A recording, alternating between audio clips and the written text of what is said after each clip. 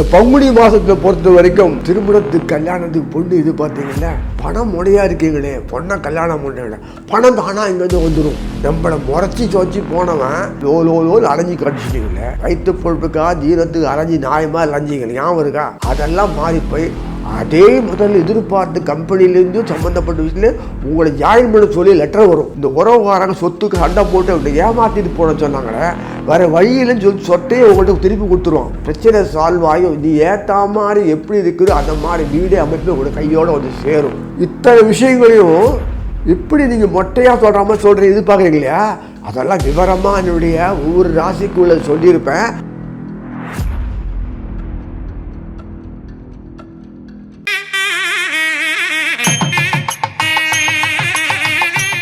அன்பார்ந்த கடவுளொருட்டி நேயர்களுக்கு கிருஷ்ணன் ராஜகோபாலன் காலை வணக்கத்தை அறிவித்துக் கொள்கிறேன். பங்குனி மாதம் விஸ்வாவசு வருஷம், அதாவது கிரகநிலை எப்படி இருக்கும் பார்க்கணும்.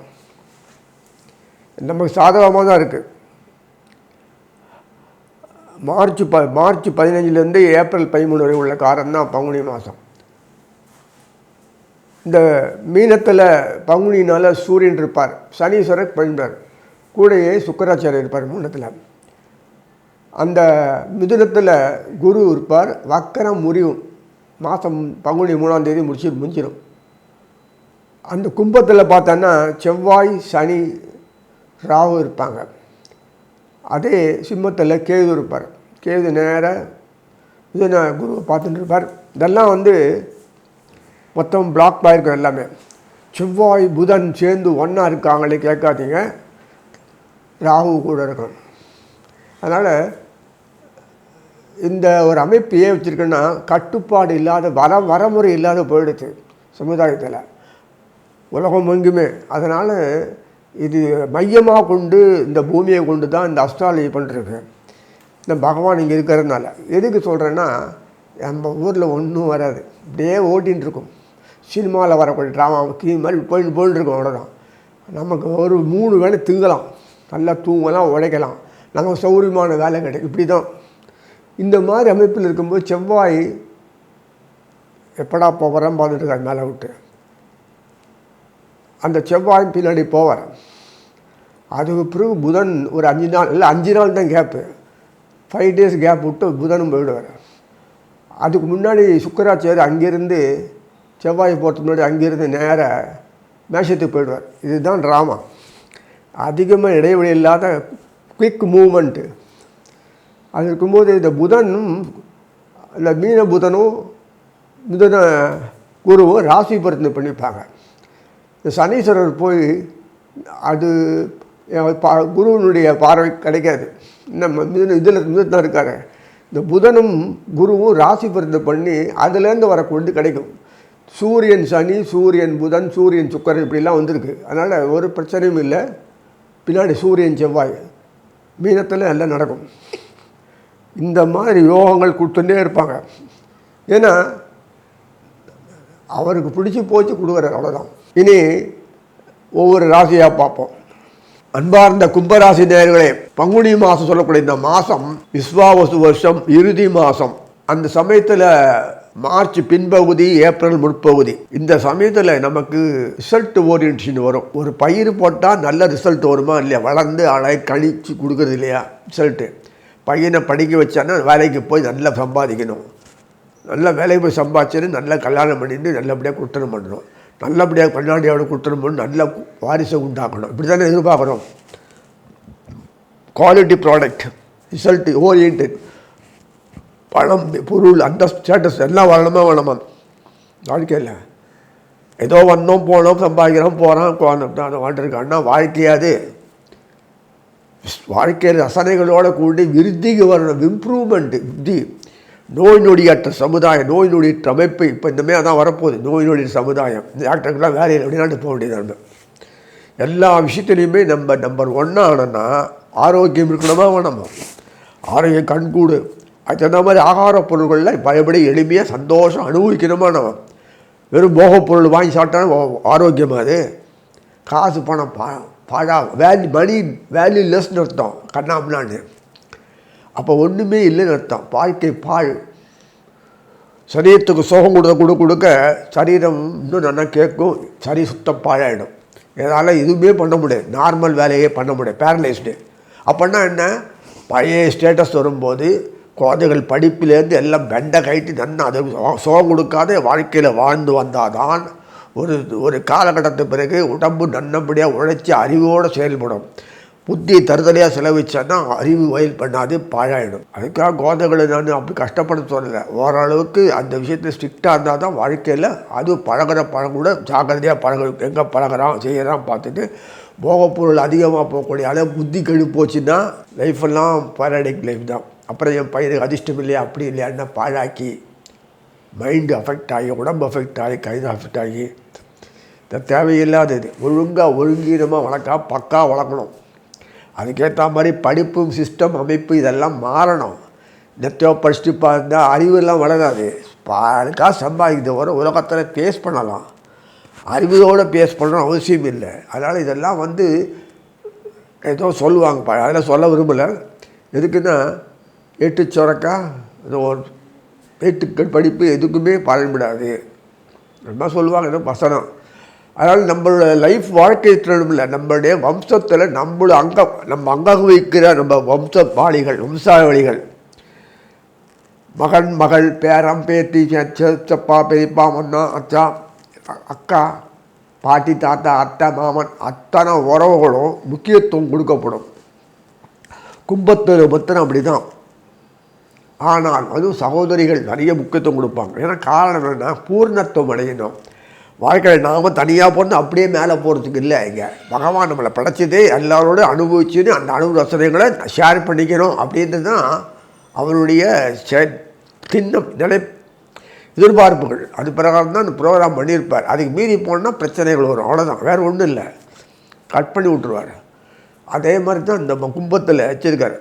உறவுகள் மலிந்து இருக்கும், அழகாக எல்லாரோடையும் டாமினேட் நீ பண்ணுவீங்க, எல்லா உறவும் நன்னாக இருக்கும்,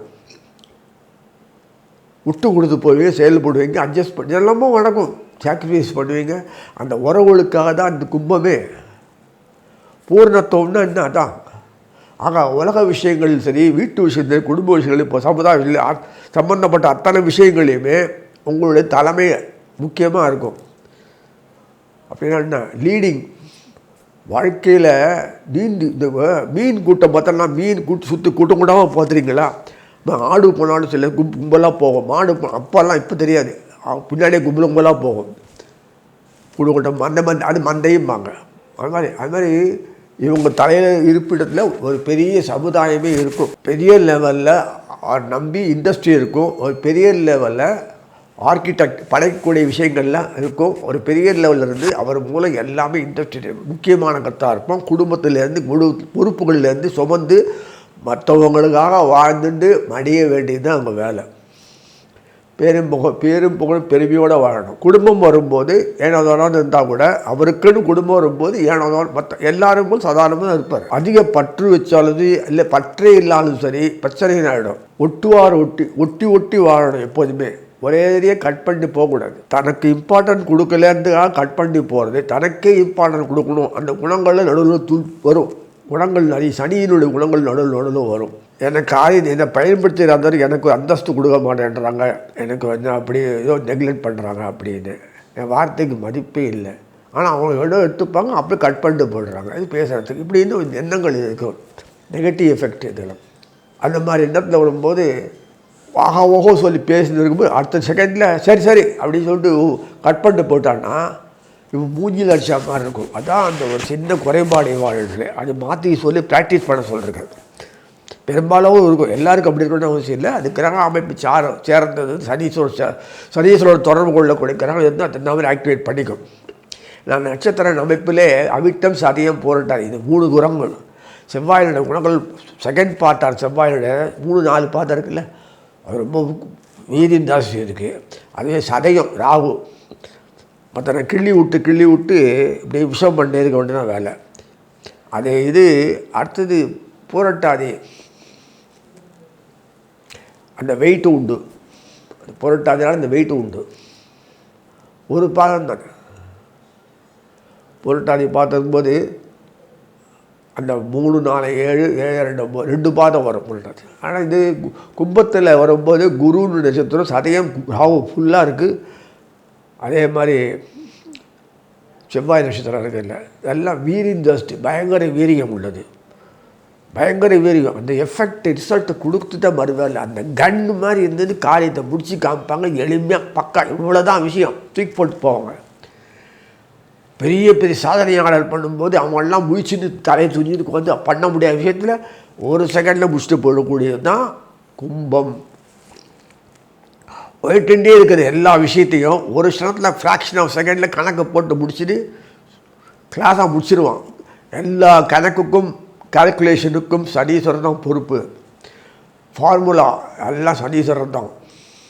அந்த கணக்கு ராமானுஜம் மற்றதெல்லாம் மக்கு மாதிரி இருப்பார். அவ்வளோ சாதாரணமாக அவனை ஸ்கூலில் கூட திருற அளவுக்கு ஆகிடுது, பாஸ் பண்ணால் போதுன்றது. அவர் மேத்தமேட்டிக்ஸில் ஜீனியஸு, எப்பேற்பட்ட சாதனை பண்ண உலக அளவில் ராமானுஜன் மேத்தமேட்டிக்ஸ் விஷயம்னா எவ்வளோ அது அது தனியாக பல்கலைக்கழகமே இருக்குது.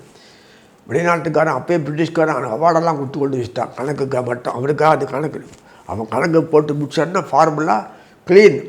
அந்த கம்ப்யூட்டர் சம்பந்த விஷயங்களில் இந்த கணக்கு பயன்படுத்துகிறாங்க. அது மாதிரி விஷயத்தில் எதுக்கு சொல்கிறாங்கன்னா கும்பத்தினுடைய ஆற்றல் வெளிப்படுத்தக்கூடியது எல்லாம் அந்த ஒரு கும்பத்தில் மட்டும்தான். கும்பத்தினோடு சம்பந்தப்பட்ட விஷயங்கள் பார்க்கும்போது ஏன் அப்படி சொல்கிறேன்னா, அந்த கும்பத்தினுடைய பூர்வ புண்ணாதிபதி யாருன்னு பார்த்தோன்னா புதன் தான். புதன் தான். அத்தனை நுட்ப அறிவுக்கு புதன் வேணும். நுட்ப அறிவு எத்தனை அறிவு இருந்தாலும் டைம் எலிமெண்ட் கொடுக்காம வெயிட் கொடுக்காம என்ன உள்பொருள் என்னத்துக்காகன்று கேட்காம ஆராயாமல் கண்ணை மூண்டு எடுத்ததான் பால் பண்ணிட்டான்னா இந்த மாதிரி முட்டாள் கிடையாது நம்மளை மாதிரி இல்லையா. அந்த புதன் முக்கியமான தொடர்பு பூர்வ புண்ணியாதிபதி. அதனால தான் இவங்களை எவ்வளோ எஃபெக்டாக இருக்குது. அதே மாதிரி சுக்கிரன் எடுத்ததெல்லாம் பால் பார்த்தாலும் நல்லாவே ஏமாந்து போய் கொடுக்குறது தான் மகரம். அது இது அப்படி இல்லை, பயங்கரம். அவரை எதிர்பார்க்கறது பண்ணிட்டு போயிட்டே இருப்பார். கும்பம் நெவர் கேர் அபவுட் இட். அதான் அப்பா எவ்வளோ பெரிய அந்த மனசு யாருக்குமே வராது, பெருந்தன்மை மனசு. இவன் கொடுத்தா நம்ம ஆழப்படுறனாக்கும் என் கடமை முடிச்சேன் போனான் போயிட்டே இருப்பார். மகரம் கும்பத்தினுடைய அமைப்பிலே அதுதான். அவ்வளோ புரியுங்களா. எதுக்கு சொல்கிறேன்னா பல விஷயங்கள் ஒவ்வொரு இதுலேயும் பகவான் பண்ணியிருக்கும்போது அது பார்த்தான்னா ஆச்சரியமாக இருக்கும். எவனா தன் இயல்புல மாற்றவே முடியாது. அதை வச்சுன்னு எப்படி ட்ராமா ஆடி ரசனையை அனுபவிக்கிறான்னு பக்காவாக இருக்குது. அது நம்மளும் அனுபவிக்கிறோம் இல்லையா. அதனால் குறை நிறை இல்லாமல் அந்த குறை இருந்தால் தான் நிறைவு பண்ணுறதுக்கு வழி கிடைக்கும். அதை அனுபவிக்கிறது, குறைன்றது அனுபவிக்கிறது மற்றவங்க, நிறைவுன்றது இவன் அனுபவிக்கிறது. அந்த இதை லாஜிஸ்டிக்காக பேசுகிறது ஆத்ம சம்பந்த விஷயம் இல்லது. ஒரு விஷயத்தை புரிஞ்சிக்கும் போது எதிராளியை புரிஞ்சிக்கணும். அந்த ஆற்றல் கும்பத்துக்கு நிறைய உண்டு. அப்படியே லைட்டாக துண்டுருவாங்க, அதான் பிரச்சனை. அதே மாதிரி அந்த சம்பந்தப்பட்ட சப்தமாதிபதி யாருன்னா சூரியன். சூரியன் எங்கேயா சப்தமாதிபதி இருக்க முடியுமா? சந்திரனோட சூரியன் சப்தமாதிபதி இருக்கிறது பெரிய அபத்தம் தான் உண்மையிலேயே. ஆனால் அவங்க 2 பேர் தான் கொடுக்கணும். அதனால தான் இந்த சனீஸ்வரனுக்கு சப்தமாதிபதி. சனீஸ்வரனுக்கு கொடுக்கக்கூடிய மற்றவங்களுக்கு கொடுக்கக்கூடியது யாருக்குன்னா அதிகமாக சூரியன் சந்திரனுக்கு தான் வரும். ஏன்னா அவங்க தானே முதலாளி சூரிய சந்திரனு. அதனால தான் உழைப்பக்கூடிய விஷயங்கள் எல்லாமே டைரக்ட் கண்ட்ரோல் அவர் பேனல் இருக்கிறதுனால சூரியன் கையில் இருக்கிறதுனால இவங்க பூர்ணத்துவம் ஆடுறாங்க. அதே மாதிரி சந்திரன் கையில் கடகத்துக்கு சந்திரன் கையிலேருந்து மகரத்து இருக்கிறதுனால அவங்களால உலகத்துக்கு கொடுக்க முடியுது. இதை கொடுத்ததை விநியோகம் பண்ணி அனுபவிச்சு சாதனையாளர் பண்ணி பூர்ணம் பண்ணுறது தான் இந்த சூரியன். அந்த சூரியன் 2ஆம் வீட்டில் உட்காந்துருவார். பார்த்தீங்களா, எக்கச்சக்கமாக கொடுக்குறார். சூரியன் சனி, சூரியன் செவ்வாய், சூரியன் சம்பந்த வீரிஸ்தானாபதி செவ்வாய். அதே சமயத்தில் சூரியன் புதன் தொடர்பு வருதா இல்லையா, சுக்கிரன் டேங்கப்பா. அதனால் மொத்தமாக கும்பத்துக்கு டிஸ்ட்ரிபியூட் பண்ணி எல்லாம் வச்சு நல்லா அனுபவின்னு சொல்லிட்டு அவரே நேரடியாக ஹோம் டெலிவரி பண்ணுறார். அதனால் இந்த கும்பத்தினுடைய எல்லா விஷயங்களுக்கும் தலைமுத்தாரக்கூடிய அத்தனை போகபாகி சௌபியங்கள் என்னென்ன உண்டோ அத்தனையுமே எல்லாம் டேபிள் மேனஸ் மாதிரி எல்லாம் ரெடிமேடாக வச்சுருக்கு, எல்லாத்தையும் வச்சுருக்கு. பக்காவாக டிஸ்ட்ரிபியூஷன் ஆகுது. ஒரு கவலையும் இல்லை. இனிமேல் நல்ல வாழ்க்கையில் நாக்காளியை போட்டு உட்கார்ந்துக்கன்னா உங்களுடைய எதிர்பார்ப்புகள் தானாக வந்து சேரும், தானாக வந்து பூர்த்தி ஆகும். இப்படி கூட உண்டா, இந்த மாதம் நடக்கிறதா இல்லையா பாருங்கள். இந்த போன மாதத்துலேயே ஆரம்பிச்சிருக்கோம், இந்த மாதம் நன்னாவே நடக்கும். பூர்ணத்துவம் அடையிறதுக்காக இத்தனை விஷயங்கள் பண்ணுறாரு. ரொம்ப சிரமப்படணும் அவசியமே இல்லை. இந்தாட்டி நல்லா நுனிப்புல்ல முடிஞ்ச அளவுக்கு நீங்கள் இருந்தால் போதும், எல்லாம் தானாகவே அவங்க வந்து சேரும் சொல்லி வாழ்த்தி அமைகிறது. கடவுள் அருள் டிவியை பார்த்தமைக்க நன்றிகள். மேலும் இது போன்ற தகவல்களை தெரிந்து கொள்ள கடவுள் அருள் டிவியை சப்ஸ்கிரைப் செய்யுங்கள். மறக்காமல் பெல் ஐக்கானை கிளிக் செய்யுங்கள்.